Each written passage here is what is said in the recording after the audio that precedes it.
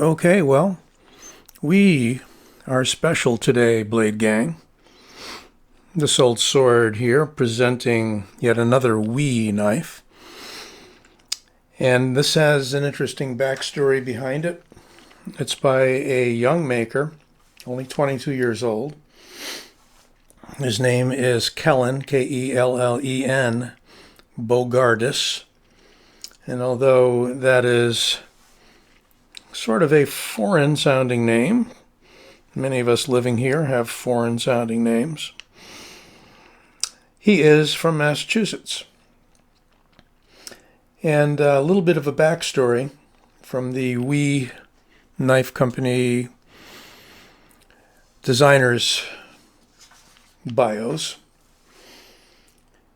They say, although the work of an outside collaborator, this knife hits the old Wee sweet spot of a large all-purpose folder. Bogardus conceived of a 4-inch long drop point blade, and the first thing he made sure of was to fine-tune it for difficult tasks. Bogardus says, I designed it mainly to excel at cutting dense materials like cardboard, wood, and thick plastic. Making a knife good at that makes all other EDC tasks seem like no problem as a result. So I'll read a little bit more later, but let's unveil what was deemed Blade Magazine's Imported Knife of the Year and most innovative imported design, the Wee 037. Yep, there is another knife with only a number. And I suspect that number is the designer's number because Wee calls it their 910A.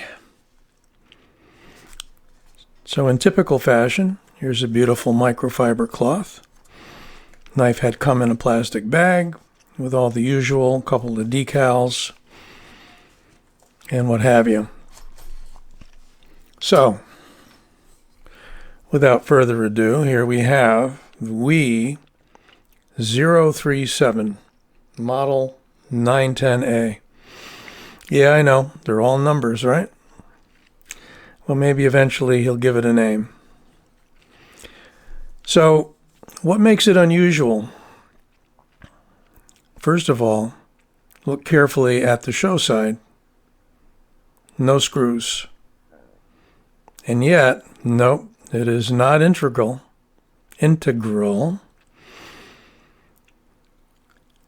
It's all held together with these two screws, which hold the two halves together. What else do you notice? You have what could almost be called an integral clip, because there's a pocket for the clip there, allowing it to ride very low on the surface and therefore not be a hot spot at all. So the materials are titanium, naturally, handle, and a beautiful Bowler M390 blade.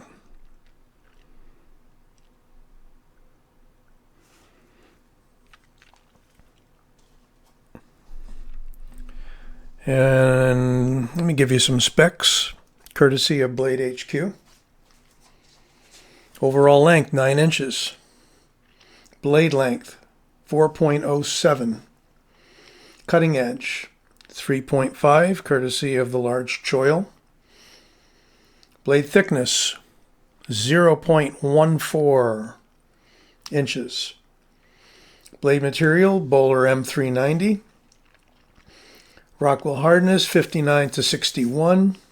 Flat ground, drop point, bead blast. And this bead blast is bead blasted first and hand polished later.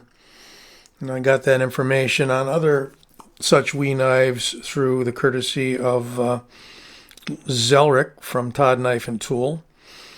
He is, I believe, the U.S. point of contact for Wee Knife Company. The handle length, 4.93 inches. Handle width, 1.125. Handle thickness, 0.53 inches. Weight, 4 ounces. And that's going to be an interesting part. How do you get a knife this size to weigh only 4 inches with substantial handle and blade? Well, I don't know if you can see it, but there's a waffle-like pattern. Get some focus going here. There is a waffle-like pattern on both sides.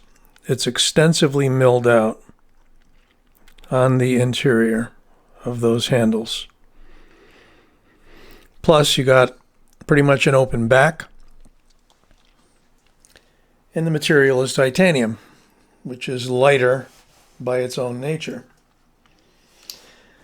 I'll go on a little bit more about the maker, who says, although the M390 steel starts at a relatively robust 0.14 thickness, I instructed WE to grind it down to as thin as they were willing to go behind the edge. I hate knives with edges that are too thick, and I think people underestimate how strong a properly heat-treated blade really is. And I would agree. You got companies making their certainly fixed blade knives and some folders at a 1/4 inch stock. I mean, the weakest part of a folder is right there, the pivot. And if you're prying, and I wouldn't want to pry with this knife, it's not drastically thin. It's, I think, gracefully, usefully thin. That tip is very useful.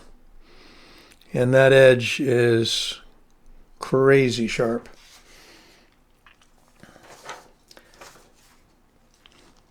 Having bragged on that, let's put it to the test. Oh yeah. Oh, don't hang up on me.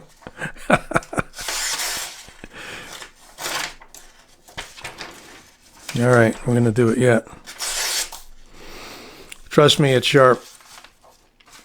Paper is its own problem. I've noticed the edge, excuse me, the edge is a little aggressive. If you slide your finger, excuse me, you slide your finger, it'll bite. It's M390, so probably sharpen it well on diamond on a KME. But I think at this point, it doesn't really require it, despite my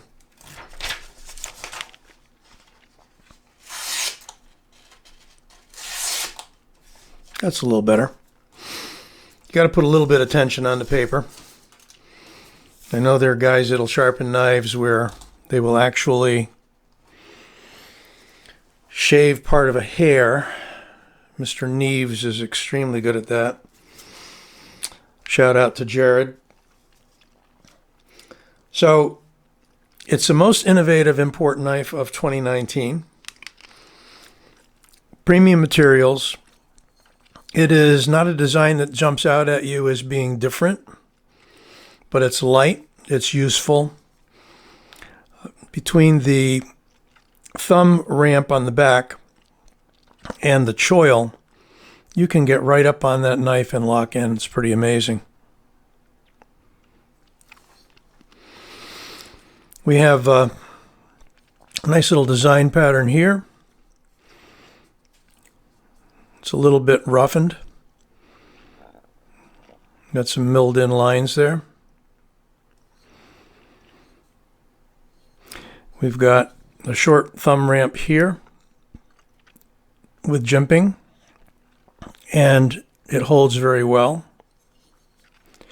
The handle's not overly thick, so let me tell you, this thing just melts into your hand. The only knife that feels quite as good was the one I already reviewed, which is the Blow-Cow but that's thicker, and that's a little heavier, quite a bit heavier, 2.5 ounces heavier.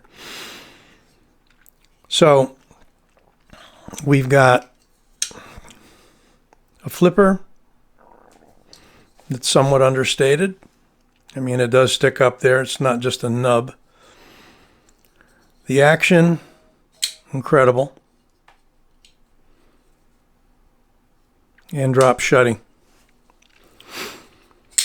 Now for the comparisons. Don't want you to miss that part. So let's bring out a biggie first. The Rat Model 1.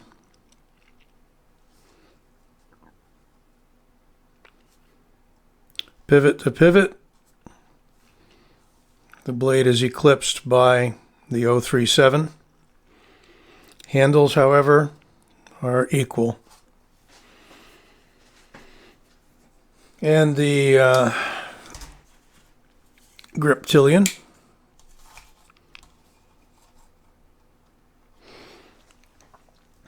Pivot to pivot.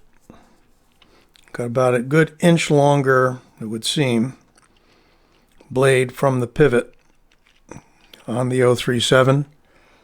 Handle a little bit longer than the griptilian. And finally, the last staple, knife. Pivot to pivot. The Freak is definitely shorter. Handle on the Freak, I would say identical.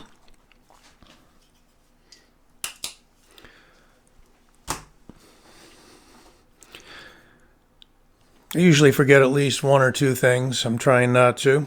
Well, I still have the knife in play here. Here's your maker's mark, or I should say the designer's mark, right there.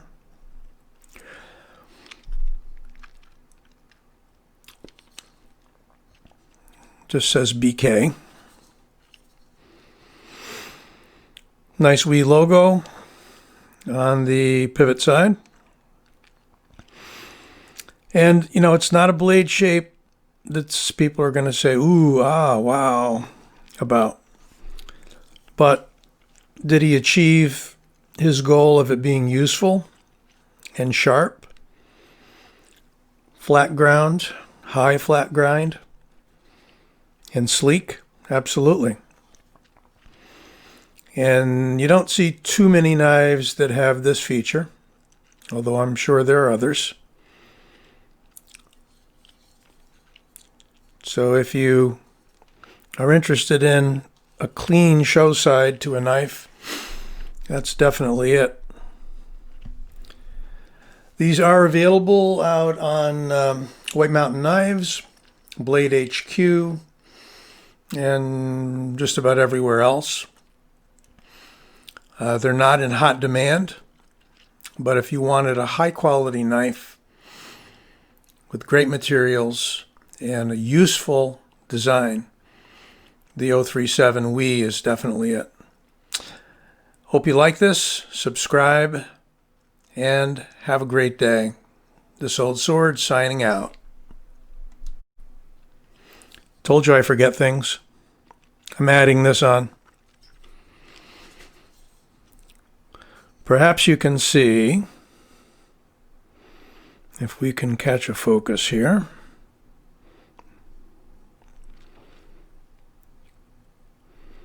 that we have internal stop pins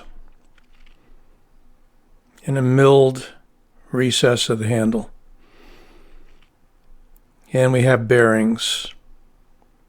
Just thought I'd mention that. Signing off again. Have a great day, folks.